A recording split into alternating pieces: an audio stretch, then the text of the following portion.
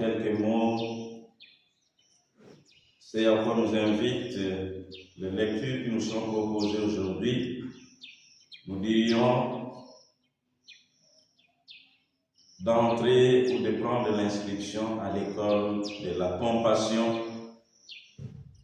Cette compassion dont fait preuve David à l'égard de son fils Absalom, mais la compassion aussi que manifeste Jésus à l'égard d'abord de la foule qui l'entoure, qui l'instruit, mais aussi de Jaïr et de cette femme qui a souffert pendant longtemps de cette hémorragie. Demandons-nous aussi cette grâce de la compassion, avoir un grand cœur pour pouvoir venir en aide à ceux qui sont dans la souffrance, porter sur nous leurs problèmes et les aider à en trouver des solutions. Mais d'abord une question par rapport à l'histoire ou à l'épisode qui nous est proposé dans la première lecture. Qui sont nos ennemis? Souvent, on a l'illusion que ceux peut-être qui nous combattent, qui convoitent ce que nous avons ou ce que nous sommes, sont des personnes lointaines. Mais la vie nous apprend que le mal qui nous arrive souvent vient de plus près de nous. Et c'est ce que nous pouvons découvrir dans cet épisode. Absalom, dont il est question dans la première lecture, c'est le fils de David. Et voilà, qui se révolte, qui se retourne contre son père, d'ailleurs qu'il pourchasse, qu'il veut détrôner pour qu'il puisse prendre sa place. Le cœur de l'homme, dit le prophète Isaïe, est malade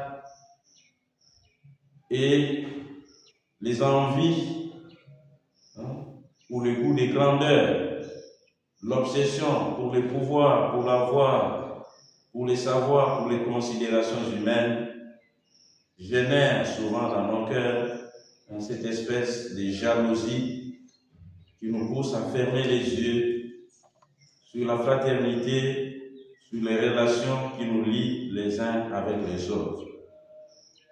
Mais ce qui est étonnant et merveilleux, c'est cette compassion dont fait preuve justement son père, qui pleure son fils.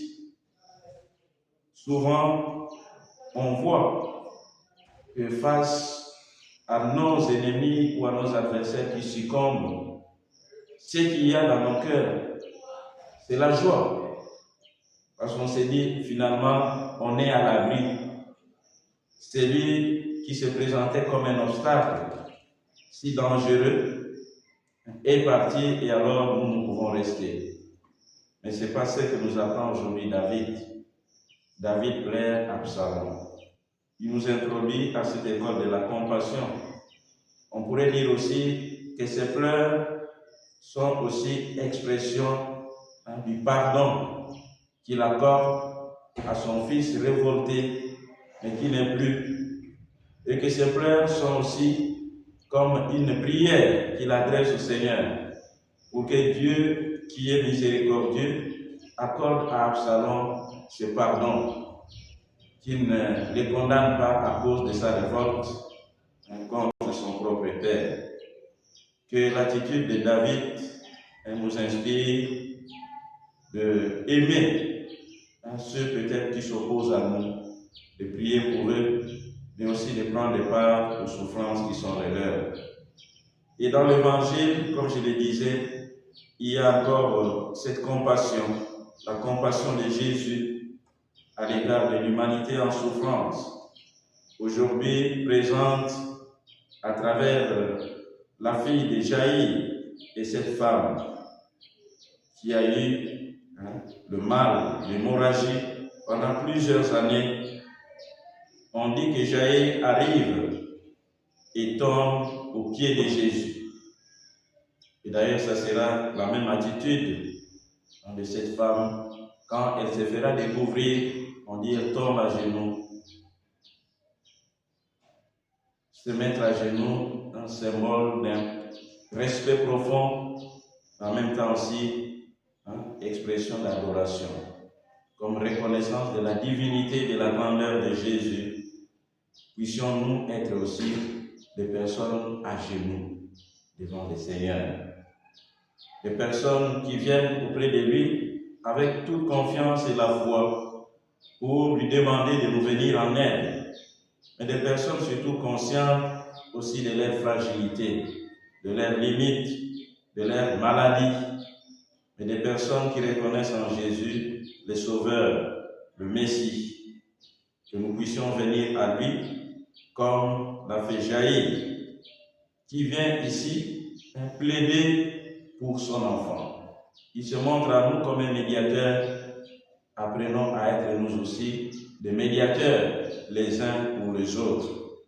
Ne pas seulement rechercher nos intérêts particuliers et égoïstes, mais penser aussi au bien des autres. Et dans la deuxième phase de cette femme malade qui a pratiquement tout perdu de sa richesse en allant auprès de médecins et sans solution. Et aujourd'hui, qui vient vers Jésus parce qu'elle a entendu parler de Jésus. Et on dit qu'elle se disait, si j'arrive à toucher, ne serait-ce la frange de son vêtement, je serai guéri. C'est la foi qui guide cette femme et elle aura gain de cause. Demandons-nous aussi au Seigneur le don de la foi. Pour que, au cœur peut-être des épreuves qui nous découragent à la suite de la longueur qu'elles ont prise dans notre vie, des déceptions, que nous ayons cette force, la force de la foi et de l'espérance de venir vers Jésus, reconnaissant en lui celui qui a la solution à nos problèmes, qu'il puisse nous faire prendre conscience de nos infirmités et nous doter de ce courage qui nous ramène vers lui, pour que auprès de lui, nous trouvions la solution à nos problèmes, la guérison et surtout le salut. Le Seigneur soit avec vous. Et avec votre